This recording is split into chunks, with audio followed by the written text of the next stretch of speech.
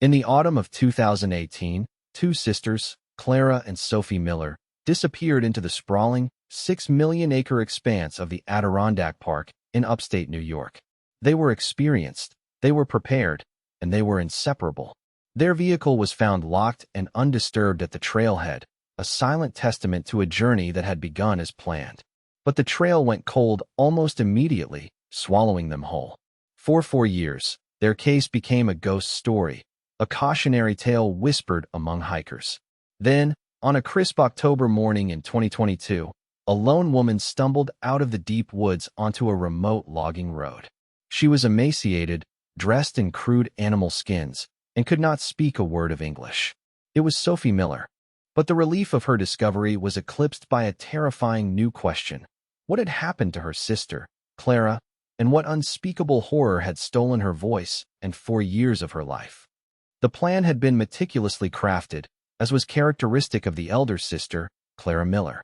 At 28, Clara was a postdoctoral researcher in botany at a prestigious university, a woman whose life was defined by precision, observation, and a deep, academic reverence for the natural world. Her younger sister, Sophie, 25, was her perfect complement. A freelance graphic designer, Sophie saw the world not as a series of data points to be cataloged, but as a canvas of light, color, and emotion. Where Clara was analytical, Sophie was intuitive.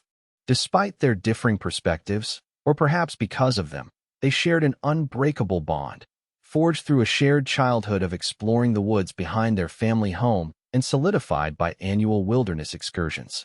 These trips were their sacred tradition, a time to disconnect from their professional lives and reconnect with each other and the earth. For their 2018 trip, Clara had selected the Sentinel Ridge Loop, a challenging but rewarding 25-mile trail known for its breathtaking vistas and rugged, unforgiving terrain. It was a 3-day, 2-night trek they had discussed for months, poring over topographical maps and gear lists with the excitement of seasoned adventurers embarking on a new conquest. Their destination was a remote section of the High Peaks Wilderness area, a region of the Adirondacks characterized by dense boreal forests, steep granite ascents, and a weather system that could shift from brilliant sunshine to freezing rain with startling speed. Clara, ever the scientist, had charted their course with near-military precision. Their itinerary, a copy of which was left on the kitchen counter of their shared apartment and emailed to their mother, Eleanor, detailed their intended campsites for each night, contingency routes in case of inclement weather, and a firm return time. They planned to be off the trail by 3 p.m. on Sunday, October 14th, allowing ample time for the 4-hour drive back home. Their gear was top of the line, inspected and packed with care. A 3-season tent, sub-zero sleeping bags, a water filtration system, GPS devices with extra batteries, and enough dehydrated food for 5 days, a standard precaution for a 3-day trip. They were not novices taking a casual stroll. They were capable, knowledgeable women who respected the wilderness and understood its inherent risks. The trip was meant to be a challenge, but a manageable one, a routine adventure in a lifetime of them. On the morning of Friday, October 12, 2018, they made their final stop at a familiar outpost, a rustic general store and cafe that served as a last bastion of civilization before the wilderness consumed the paved roads. The proprietor, a weathered man who had run the store for 4 decades, later recalled their visit to investigators. He remembered them as being in high spirits, laughing as they bought 2 extra chocolate bars and a local newspaper they had no intention of reading until they returned. They spoke of the clear weather forecast and the beauty of the autumn foliage, which was then at its peak, a riot of crimson and gold against the dark green of the pines.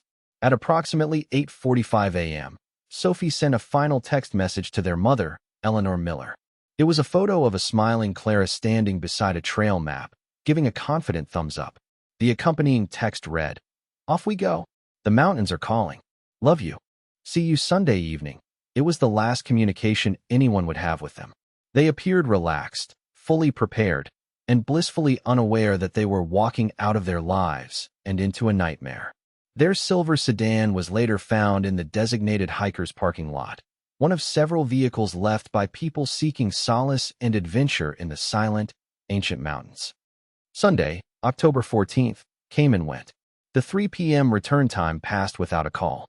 Eleanor Miller, a retired schoolteacher living 2 hours south, began to feel the first, faint stirrings of unease. Initially, she dismissed it. The girls were capable. Perhaps they'd been delayed on the trail, or maybe they'd hit traffic on the drive back. By 7 p.m., with no word, worry began to curdle into genuine fear. She called Clara's phone. It went straight to voicemail. She called Sophie's. The result was the same. This was uncharacteristic. The sisters were diligent communicators, especially with their mother. A rule of their wilderness trips was to always call the moment they had service. Eleanor spent the night by her phone, her anxiety mounting with each passing hour. On Monday morning, when both Clara and Sophie failed to show up for their respective work commitments, Clara for a lab meeting she was scheduled to lead, and Sophie for a crucial client deadline, the fear solidified into certainty. Something was terribly wrong. The ordinary rhythm of life had been broken, and in its place was a terrifying, echoing silence. By 10 a.m. on Monday, October 15th, Eleanor Miller walked into the Essex County Sheriff's Office, her face a mask of controlled panic. She presented the duty officer with the detailed itinerary the sisters had left, the final text message, and a photograph of her smiling daughters. The initial response was procedural and calm, an attempt to soothe a worried parent. Hikers were often late. They misjudged their time, decided to stay an extra night, or simply forgot to call. But as Eleanor detailed Clara's meticulous nature and their unwavering adherence to safety protocols, the officers began to share her concern. The case was assigned to Detective Miles Corbin, a 25-year veteran of the force. Corbin was a man born and raised in the shadow of the Adirondacks, a seasoned search and rescue coordinator who possessed an encyclopedic knowledge of the park's treacherous landscape. He had seen the mountains give people back, and he had seen the mountains keep them forever. He listened patiently to Eleanor, his expression somber, recognizing the all-too-familiar dread in her eyes. The official missing persons report was filed, and the gears of a massive, state-level operation began to turn. The first step in any such investigation is to locate the subject's vehicle. A deputy was dispatched to the Sentinel Ridge Loop trailhead parking area. At approximately 1:30 p.m., he located the sisters' silver sedan. The discovery was immediately unsettling. The car was locked, and a quick look through the windows revealed a scene of eerie normalcy. A half-empty bottle of water sat in the center console. A light jacket was folded neatly on the passenger seat. In the back, investigators would later find their wallets, containing cash, credit cards, and identification. Their mobile phones were not in the car, which was expected, as they would have taken them on the hike. The vehicle's condition suggested nothing of foul play or panic. It looked exactly as one would expect a car to look when its owners had left it for a weekend hike, with every intention of returning. This seemingly innocuous detail was, to Detective Corbin, the most alarming clue of all. It meant that whatever had happened to Clara and Sophie Miller had happened out on the trail, deep within the wilderness, far from any easy answers. The park's vastness, once a source of beauty and adventure, now transformed into a potential tomb, a 6-million-acre haystack concealing 2 precious needles. Within hours, a full-scale search and rescue operation was mobilized. The trailhead parking lot transformed into a bustling command post, a stark intrusion of human anxiety and technology into the quietude of the forest. The effort was a coordinated multi-agency response, involving the Essex County Sheriff's Office, New York State Forest Rangers, state police, and volunteers from regional search and rescue teams. By dawn on Tuesday, the air thrummed with the sound of a state police helicopter, its rotors beating against the crisp autumn air as it began aerial sweeps of the Sentinel Ridge Loop. On the ground, teams of forest rangers and trained volunteers assembled, their bright jackets a stark contrast to the muted tones of the forest floor. 9 units were brought in, the dogs whining with anticipation, ready to decipher the invisible map of scent left behind by the missing sisters.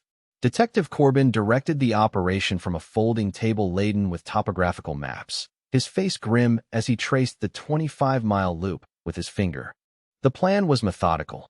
Teams would start from the trailhead and hike the loop in both directions, while specialized crews would venture off-trail to search drainage gullies, ravines, and other high-probability areas where a hiker might fall or seek shelter. The search process was a grueling battle against the landscape itself. The Sentinel Ridge Loop was not a gentle, meandering path. It was a rugged track that climbed over exposed granite slabs, descended into damp, moss-covered hollows, and wound through tracts of forest so dense that the canopy blocked out the midday sun. The ground was a treacherous carpet of fallen leaves, slick with morning dew, concealing rocks, roots, and sudden drops. For the ground teams, every step was a deliberate effort. They moved in lines, their eyes scanning for any sign of human passage: a broken branch, a scuff mark on a rock, a piece of discarded gear. The aerial search was equally hampered. The dense canopy of pine and deciduous trees created a nearly impenetrable ceiling, limiting the helicopter's visibility to only the most exposed sections of the ridge. The pilots and observers could see the brilliant tapestry of autumn colors, but the forest floor, where the sisters were most likely to be, remained a secret. The sheer scale of the wilderness was overwhelming. Every square mile searched only served to highlight the thousands of square miles that remained untouched, a vast and indifferent wilderness that held its secrets close. On the second day of the search, AK-9 unit provided the first and only significant clue. One of the dogs, a German shepherd named Zeus, picked up a strong scent trail leading from the sisters' car along the initial half-mile of the path. The handler reported that the dog was tracking with confidence, its tail high. The trail followed the marked path as expected, but then, at a point where the trail crossed a wide, flat expanse of granite bedrock, the scent abruptly vanished. The dog circled the area, whining in confusion, casting back and forth, but could not reacquire the trail. It was as if the sisters had simply ceased to exist at that spot. Rangers and investigators scrutinized the rock, finding no scuff marks, no dropped items, nothing. The granite offered no purchase for footprints and held no scent. Several theories were proposed. The sisters could have been lifted from that spot, perhaps by a helicopter, though the command post had no record of any private flights in the area. They could have been met by someone on an all-terrain vehicle, but the rock showed no tire marks. The most plausible, yet deeply disturbing, theory was that they had been deliberately led or forced off the trail at that specific point, their abductor knowing that the rock would erase any tracks and throw off the search dogs. The trail that had gone cold on the granite slab became a symbol of the entire investigation, a promising lead that led directly to a dead end. After 7 days of relentless, exhaustive searching, the official operation began to scale back. Over 1,500 search hours had been logged. Helicopters had flown dozens of sorties. K-9 units had covered hundreds of miles of trail and terrain. More than 200 individuals had participated in the effort. But the result was a frustrating and heartbreaking zero. Not a single piece of equipment, not a shred of clothing, not one definitive footprint had been found beyond the point where the scent trail had vanished. The decision to reduce the active search was a logistical and emotional blow. It was not an admission of defeat, officials stated in a somber press conference, but a transition to a limited continuous search phase. This meant that the large-scale daily operations would cease, but forest rangers and officers would continue to search for the Miller sisters as part of their regular patrols. For the family, and especially for Eleanor, the news was devastating. It felt like an abandonment. Detective Corbin, his face etched with fatigue, tried to reassure her that the case would remain open and active, that he would not give up. But both of them knew the grim statistics. The chances of finding a missing person alive in the wilderness diminish exponentially with each passing day. After a week, those chances were vanishingly small. Weeks turned into months. The brilliant autumn foliage that had been the backdrop to the sisters' departure fell from the trees, leaving a stark, skeletal forest. The first snows of winter arrived, blanketing the high peaks in a thick shroud of white, burying any potential clues under feet of snow and ice. The case of the missing Miller sisters faded from the front pages of the news, replaced by other headlines, other tragedies. But for Eleanor Miller, time did not move on. Her life became a singular, agonizing mission. She quit her part-time tutoring job to dedicate herself completely to the search for her daughters. She established a foundation, Find Clara and Sophie, raising money to fund private searches and keep the case in the public eye. She papered small towns across the Adirondack region with missing person flyers, the smiling faces of her daughters becoming a familiar, haunting presence on the bulletin boards of diners, post offices, and gear shops. She maintained a social media page that provided daily updates, shared memories of her girls, and pleaded for anyone with information to come forward. She became a fixture at the Essex County Sheriff's Office, meeting with Detective Corbin weekly, bringing him coffee and any new, however flimsy, leads she had gleaned from psychics, while meeting strangers, or her own obsessive research.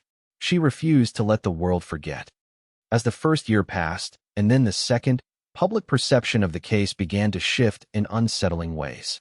With no evidence of an accident or foul play, wild speculation filled the void. Anonymous commenters on online forums proposed outlandish theories. The most pervasive and painful of these was the idea that the sisters had orchestrated their own disappearance. Clara, the brilliant but perhaps reclusive botanist, might have decided to escape society and live off the grid, and her devoted sister Sophie had gone with her. Proponents of this theory pointed to their experience and the lack of any sign of a struggle as evidence. This narrative, though baseless, gained a disturbing amount of traction. It painted the sisters not as victims, but as selfish and cruel individuals who had put their family through unimaginable pain for their own mysterious reasons. For Eleanor, these rumors were a second torment, a public desecration of her daughter's memory. The official investigation, while never subscribing to such theories, had also stalled. With no new evidence, the case was formally categorized as cold. It remained open, a thick file on Detective Corbin's desk that he reviewed periodically, but active leads had long since dried up. The mystery of what happened on Sentinel Ridge was now one of the Adirondacks' most enduring and chilling legends. 4 years after the Miller sisters vanished, on the morning of October 20th, 2022, a 26-year-old graduate student in atmospheric sciences named Amelia Vance was making her way through a remote, untracked section of state forest land approximately 30 miles southwest of the Sentinel Ridge trailhead. Her task was to collect data from a series of discrete, off-grid weather monitoring stations she had placed months earlier as part of her doctoral research. It was slow, difficult work, requiring her to navigate by compass and GPS through dense undergrowth and over rugged, uneven ground. At approximately 11 a.m., as she was bushwhacking through a thicket of spruce and fir, she heard a sound, a repetitive, rhythmic chanting. It was guttural and strange, unlike any animal call she knew. Cautiously, she moved toward the source of the sound. Pushing aside a low-hanging branch, she saw a figure standing in a small clearing near a dilapidated logging road that had been defunct for decades. It was a woman, shockingly thin, with a wild mane of matted brown hair. She was dressed in what looked like crudely stitched animal hides. In her hands, she held a small, smooth stone, which she was striking against a larger rock in a steady, hypnotic rhythm, all while vocalizing the strange, melodic syllables. The scene that confronted Amelia Vance was one of profound and disturbing mystery. The woman was emaciated, her cheekbones and collarbones starkly prominent beneath her sallow skin. Her eyes, wide and unfocused, seemed to look through the forest rather than at it. The garments she wore were clearly handmade, pieces of deer hide stitched together with what looked like sinew, a primitive form of clothing that was both functional and deeply unsettling. Her feet were wrapped in similar pieces of hide, tied with leather thongs. She seemed completely oblivious to Amelia's presence, lost in her ritual with the stones. Amelia, her heart pounding, slowly backed away and pulled out her satellite phone, a device she carried for emergencies. Her hands trembled as she dialed 911. She reported her location and described the woman, her voice a strained whisper. She was instructed to stay on the line and keep the woman in sight from a safe distance, but not to approach or engage her. For 20 agonizing minutes, Amelia watched the strange, lost woman, a ghost who had emerged from the deepest recesses of the wilderness, a puzzle of skin and bone and incomprehensible sounds. The discovery was so bizarre, so far outside the realm of normal experience, that it felt like a hallucination. The arrival of law enforcement and emergency medical technicians shattered the clearing's strange tranquility.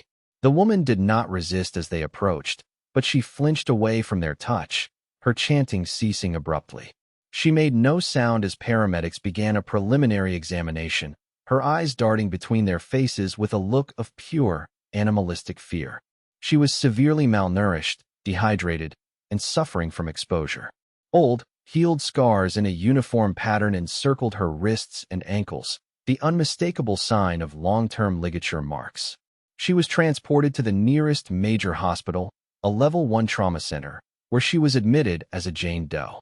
In the emergency room, as doctors and nurses worked to stabilize her, they made a startling discovery. A small, intricately carved wooden bird was tied to a leather cord around her neck. On its underside, almost worn away, were two tiny, faint initials. S. M. An alert administrator, recalling the region's most famous cold case, cross-referenced the initials and the approximate age with the file of the Miller sisters. Dental records were expedited from the family's dentist. The match was conclusive. The Jane Doe from the woods was Sophie Miller. The news of her discovery spread like wildfire, reigniting a 4-year-old mystery and stunning a community that had long given up hope. But the relief was tempered by a cascade of terrifying questions. Sophie was alive, but she was profoundly broken, and her sister, Clara, was still missing. The discovery of Sophie Miller immediately and dramatically reclassified the case. What had been a cold missing persons file was now an active, high-priority kidnapping and unlawful imprisonment investigation. The Essex County Sheriff's Office, recognizing the complexity and scope of the situation, formally requested assistance from the Federal Bureau of Investigation. A joint task force was formed, bringing together local knowledge from Detective Corbin's team and the vast resources of the FBI's Behavioral Analysis Unit and Evidence Response Team. The hospital where Sophie was recovering became the new epicenter of the investigation. It was placed under heavy security to protect Sophie from the inevitable media frenzy and to preserve the integrity of the investigation. Detective Corbin, who had carried the weight of the case for 4 years, felt a surge of adrenaline and renewed purpose. The ghost he had been chasing for so long had a face and a name. He had a survivor. And a survivor, he knew, meant there was a perpetrator to be found. The questions were no longer about where the sisters were, but about who had taken them, what had been done to them, and where he could be found. Sophie's testimony was the single most critical element of the new investigation, but obtaining it was a challenge unlike any the investigators had ever faced. Physically, she was on a slow path to recovery, but psychologically, she was a complete enigma. She remained almost entirely nonverbal, communicating only through the strange, rhythmic syllables she had been chanting when found. Neurological and psychiatric evaluations determined that she had no physical brain injury that would prevent her from speaking English. Instead, she was suffering from a profound and complex form of trauma-induced psychological regression and conditioning. It appeared her captor had systematically broken down her identity and language, replacing it with a new, simplified system of communication. The language she spoke was not a language at all, but a series of learned phonetic responses to specific stimuli, much like an animal is trained with commands. The breakthrough came from an unlikely source, a child art therapist brought in by the psychiatric team. Noticing Sophie's constant, restless drawing motions with her fingers, the therapist provided her with a sketchpad and charcoal pencils. For the first time since she was found, Sophie engaged. Her hands, frail but steady, began to move across the paper, and the story of her 4-year ordeal began to emerge, not in words, but in a series of stark, haunting images. The drawings were a Rosetta Stone for her trauma. They were rendered with the technical skill of the graphic designer she had once been, but imbued with the raw, unfiltered terror of her experience. She drew a place, not a house, but a dark, confined space, a chamber deep underground. She drew tunnels, reinforced with old wooden beams. She drew a single shaft of light coming from a great high above. It was clearly an abandoned mine. She drew a man, but never his face. He was a tall, lean silhouette, always depicted from behind or with his features obscured by shadow. She drew a routine, the man lowering a bucket of food and water, the changing of a calendar marked by scratches on a rock wall. Most chillingly, she drew 2 figures in the beginning. One, clearly herself, was smaller and often shown huddled in a corner. The other, taller figure, who she drew with longer hair and labeled with a crude carving of a leaf. Clara, the botanist, was shown growing weaker, lying down, and then, in one devastating drawing, was gone. A subsequent drawing depicted the silhouette of the man dragging a wrapped bundle out of the mine and into the woods. Sophie's drawings provided the first, horrifying confirmation of what investigators had feared: Clara Miller was dead. While Sophie communicated through her art, the FBI's evidence response team conducted a painstaking forensic analysis of every item found on her person. The crude deerskin clothing was a treasure trove of information. The sinew used for stitching was analyzed and found to be from a white-tailed deer. The hide itself was tanned using a primitive brain tanning method, a laborious process known only to dedicated survivalists and historical reenactors. The most significant clue, however, came from a microscopic analysis of Sophie's hair and the dust embedded in her clothing. Mass spectrometry revealed trace amounts of several specific minerals, including sphalerite and galena, in a unique combination characteristic of the zinc and lead mines that had operated in the region until the early 20th century. This forensic data, combined with Sophie's drawings of an underground space, allowed investigators to narrow their search area dramatically. They cross-referenced historical mining maps with the geographical location where Sophie was found. The data pointed to a cluster of defunct zinc mines in a remote, state-owned tract of forest, an area known as the Goliath Sinks, long abandoned and considered dangerously unstable. The composite profile of the suspect began to emerge with chilling clarity.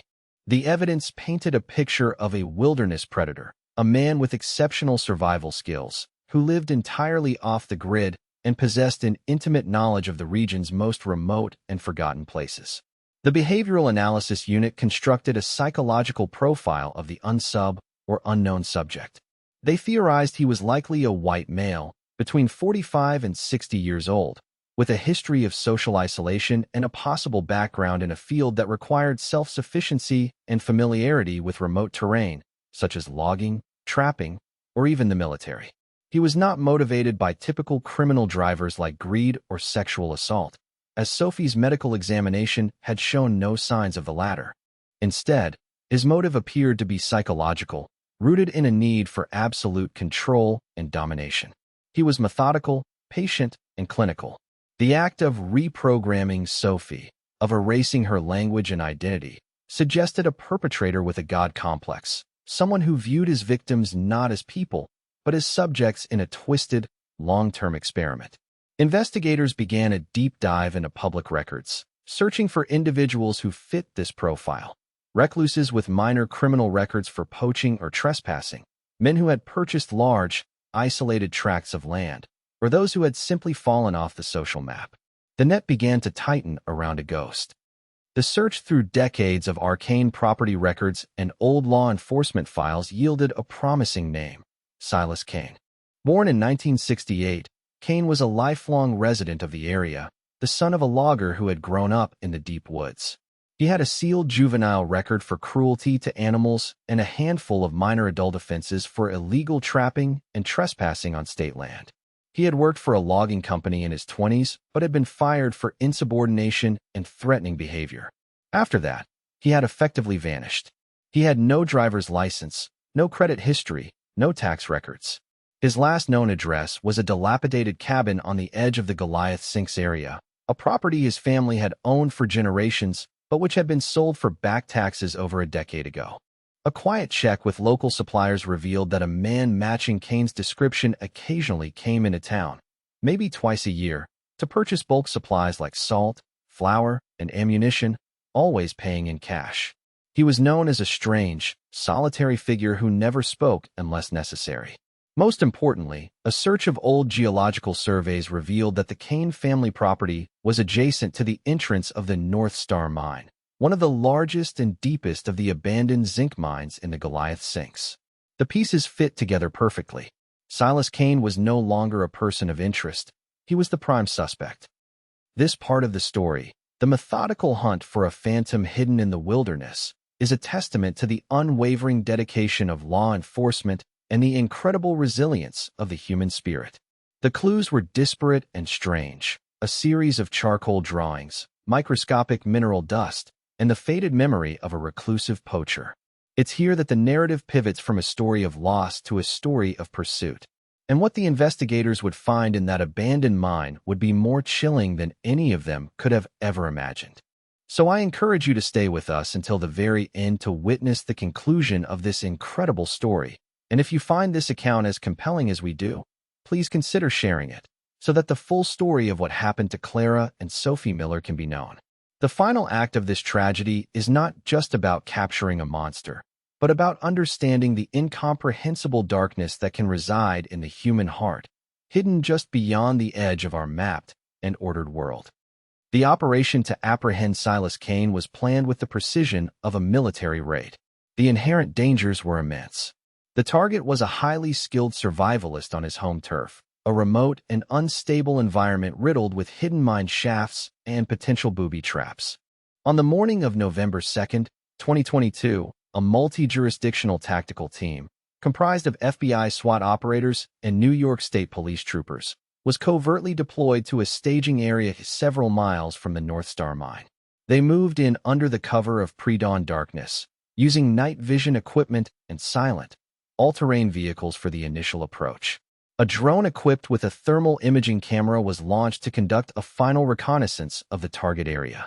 The thermal signature from the drone was faint but unmistakable, a heat bloom emanating from a ventilation shaft near the primary entrance to the mine, confirming that the location was occupied. The plan was to establish a secure perimeter and then use a specialized robotics unit to enter the mine first, to assess the structural integrity and search for traps. At 6:05 a.m., as the first light of dawn filtered through the trees, the team began its final approach on foot. They moved with practiced silence, their weapons held at the ready.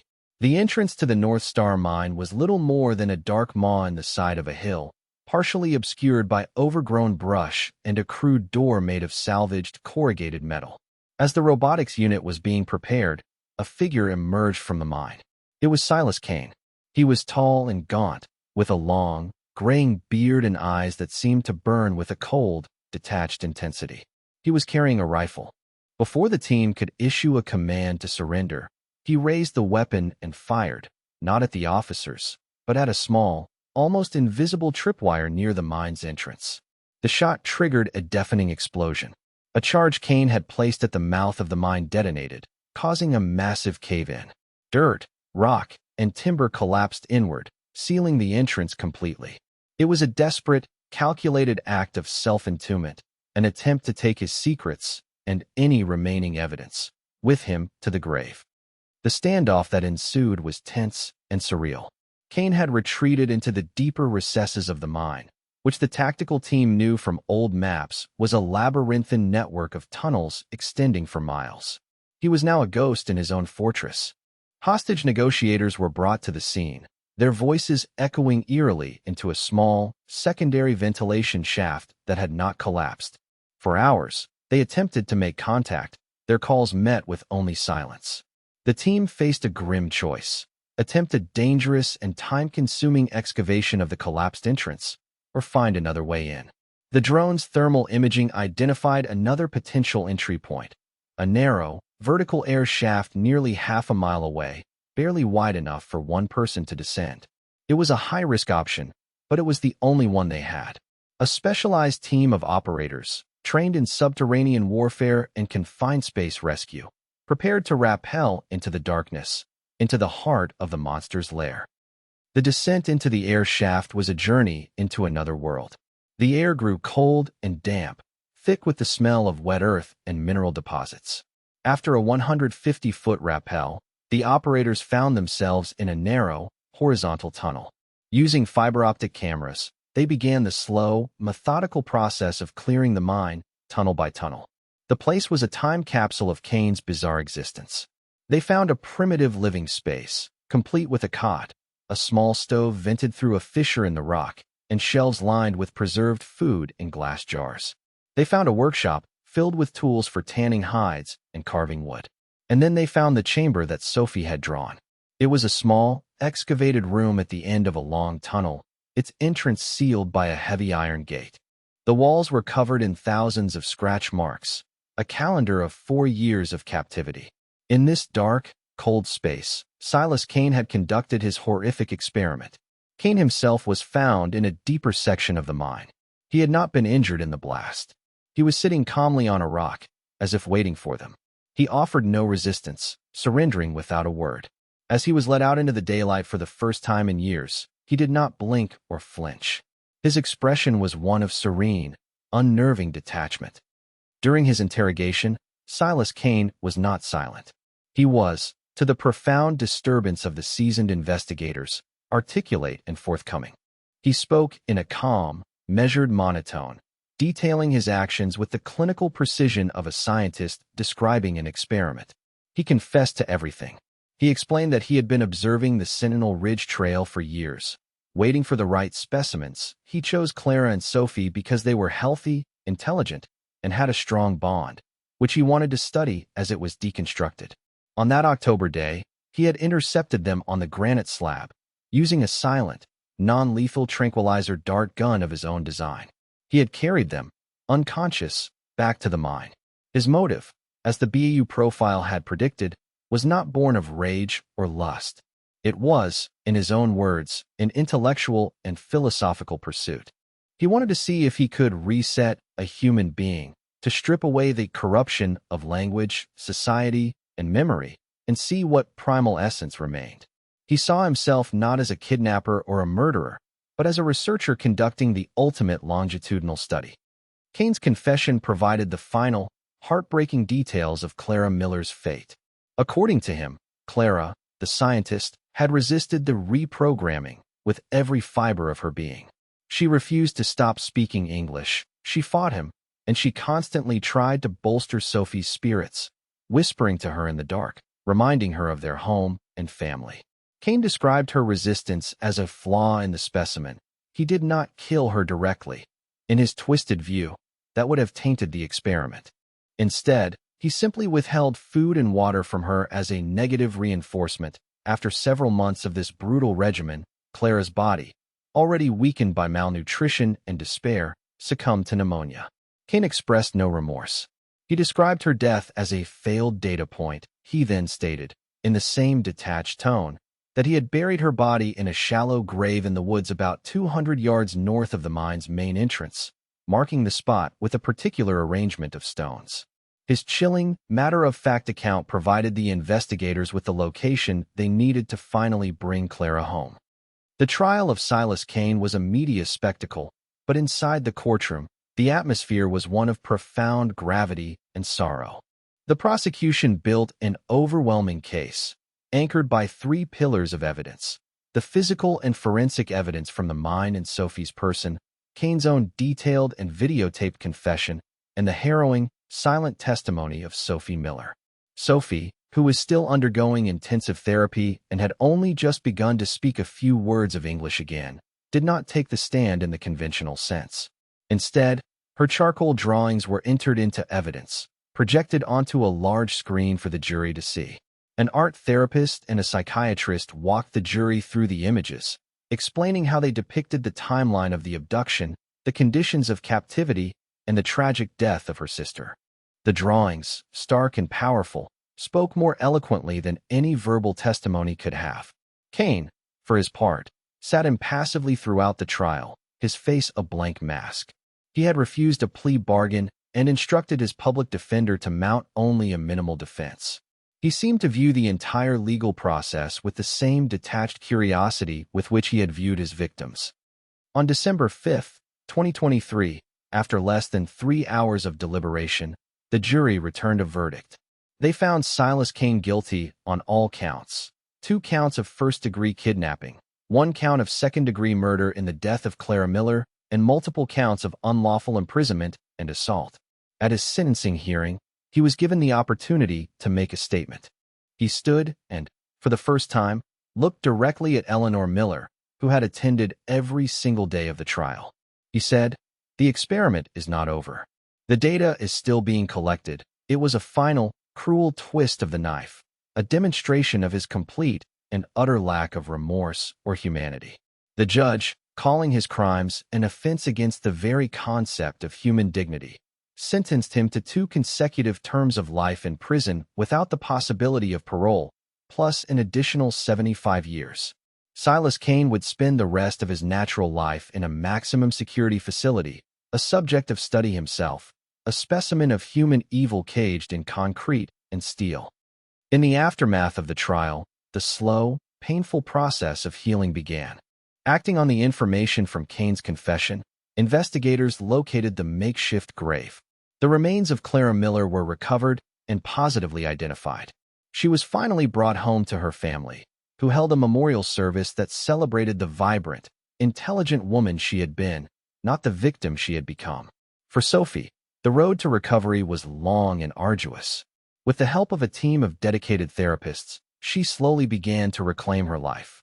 The process of relearning language was intertwined with the process of confronting her trauma. There were good days, filled with flashes of her old wit and laughter, and terrible days, where the shadows of the mind threatened to consume her.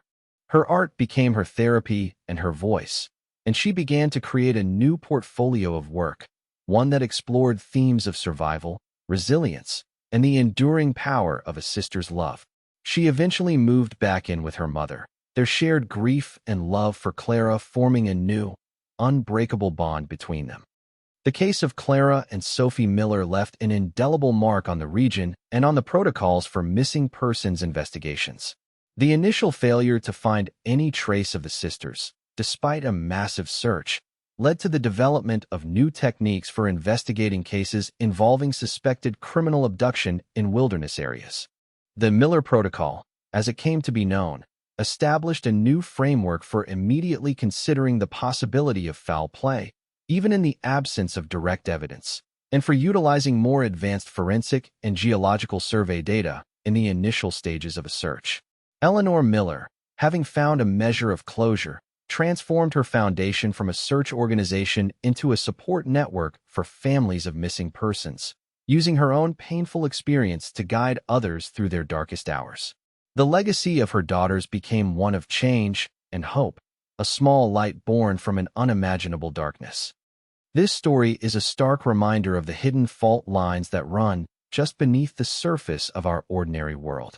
It speaks to the terrifying reality that the wilderness we seek for solace and beauty can also conceal a darkness far more profound than any natural danger. Clara and Sophie Miller were not victims of the mountains. They were victims of a predator who used the wilderness as his shield and his laboratory. Yet, their story is ultimately not just one of tragedy. It is a testament to the extraordinary endurance of the human spirit in the face of absolute horror, the fierce, unwavering love of a family that refused to give up, and the dogged persistence of investigators who pursued a ghost for 4 years. It reminds us that even after the longest, darkest winter, the snows eventually melt, the sun returns, and life, however scarred, can begin again. The silence of the forest was broken not only by an act of evil, but also by the eventual triumph of justice and the resilient, healing power of a voice, once lost, finally being found.